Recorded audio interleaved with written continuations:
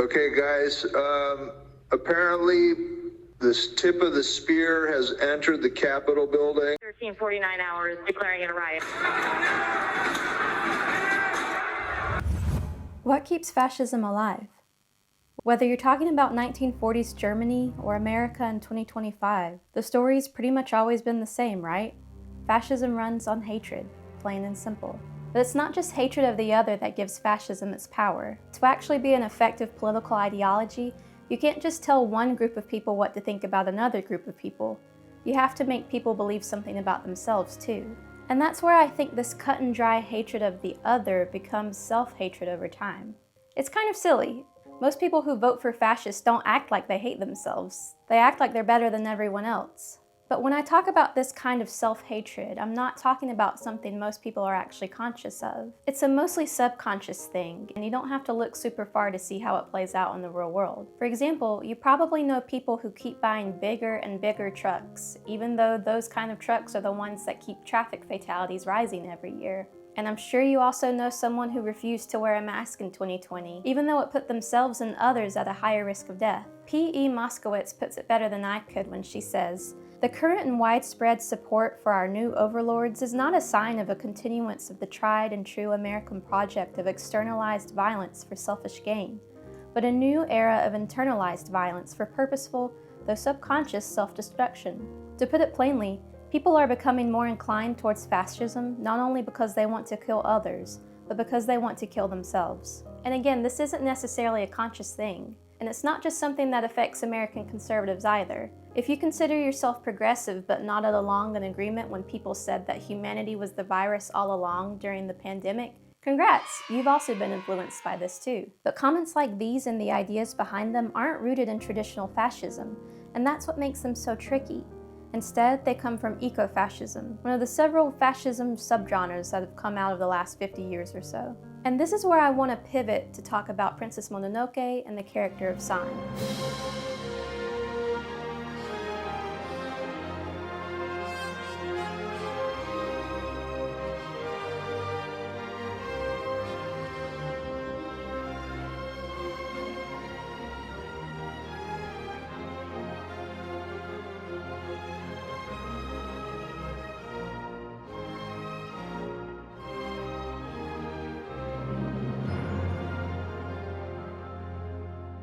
At its core, Princess Mononoke is a story about the ugliness of hate. And a lot of great commentary I've seen from other videos focuses on how this theme of hatred manifests externally. I've seen so much great ground covered on how this film is a treatise against things like war, toxic masculinity, and the slippery slope of us versus them binaries. But I think Princess Mononoke also has something to tell us about how hatred manifests internally. How self-hatred is just as dangerous as the cycle of war and greed.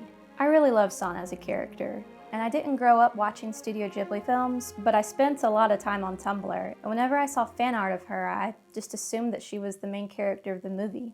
As I consumed more and more art, I started to assume that Princess Mononoke was just a cut and dry story about why we shouldn't destroy nature.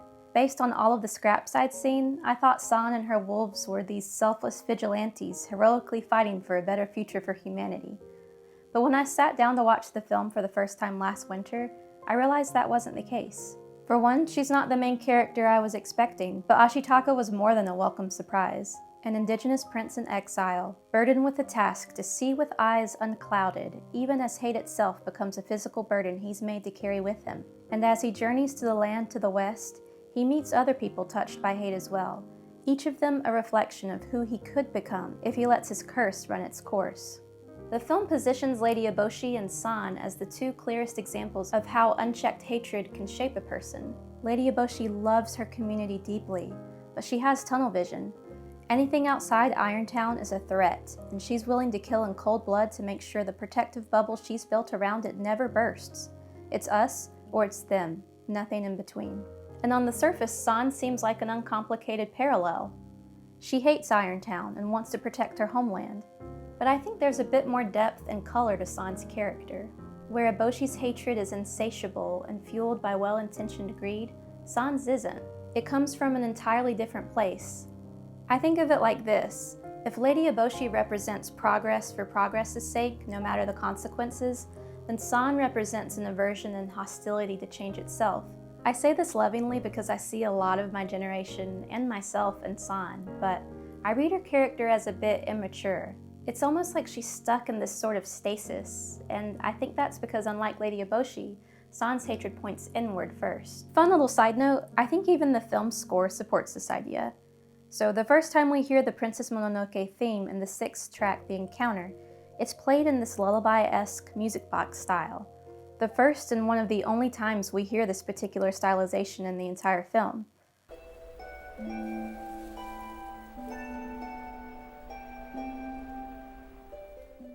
The other time is when she threatens to kill Ashitaka. It's like we're subconsciously supposed to associate her unreflective, reckless anger with a kind of naivete. San hates humanity, and she doesn't want to be seen as, or think of herself as human. You're on their side, you always were! Take that damn woman and just go away! San. Never! I hate all of you humans! Yes, I'm human, San. And so are you. Stop it! I'm a wolf, you hear? In her mind, I imagine that to admit she's human would be to admit that she's the same as whatever her warped perception of humanity is. Destructive, selfish, monstrous. If that's what it means to be human, then of course she doesn't want to align herself with it. So instead, she snuffs out human encroachment wherever she can, like a gardener angrily ripping up weeds as soon as they sprout. It's like she's following some kind of inner extinction drive. And I'm not sure she knows it, but for most of the film, she's essentially on a suicide mission. But even though she might not see it, Moro does. Now, my poor, ugly, beautiful daughter is neither human nor wolf. When the forest dies, so does she. If San is neither a wolf nor a human, then there's nothing left for her to be except a black hole of anger, swallowing anything unlucky enough to get too close. Of course, San is human though. But without reconciling that, she's essentially condemned herself to a life in stasis, unable to experience what being human could mean outside of her warped perception.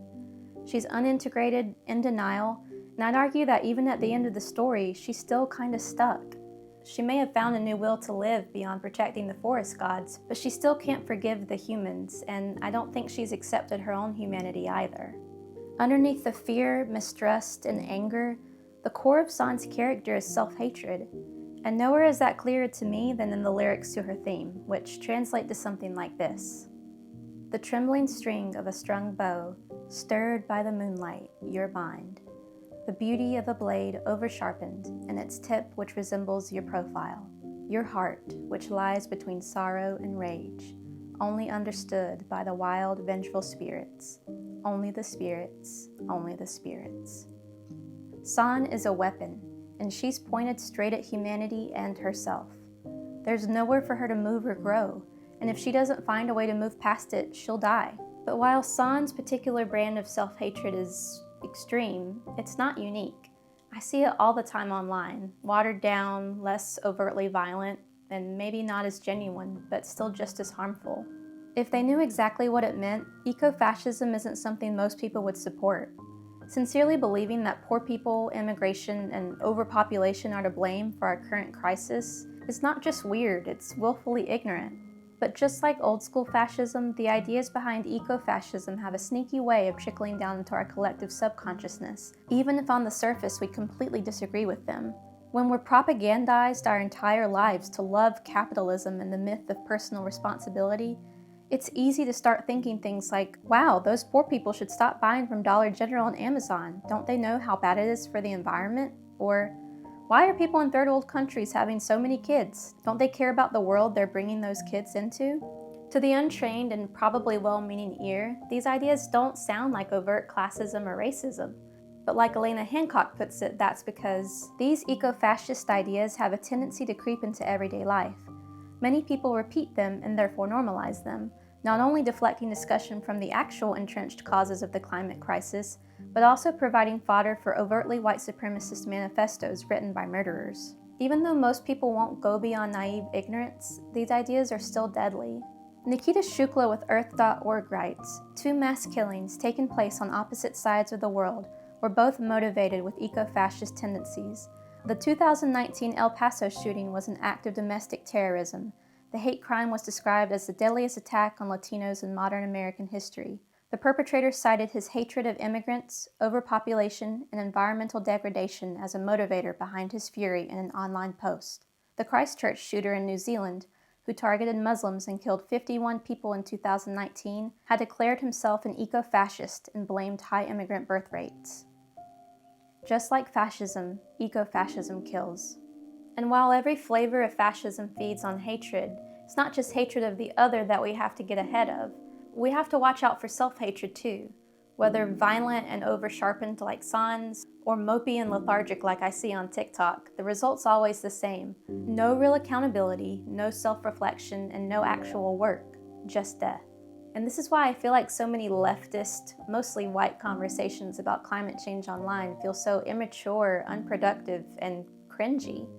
In his essay Princess Mononoke and Ecofascism, Brandon R. Chen says that there are plenty of people who really believe that humanity is foreign to the planet and its needs, like we're some alien race that's not supposed to be here. That if we all, or at least all of the bad people, just poofed out of existence, everything would be okay. But unless you've got an infinity gauntlet, that's not really possible. Some people do openly hate on specific groups of people and blame them for climate change.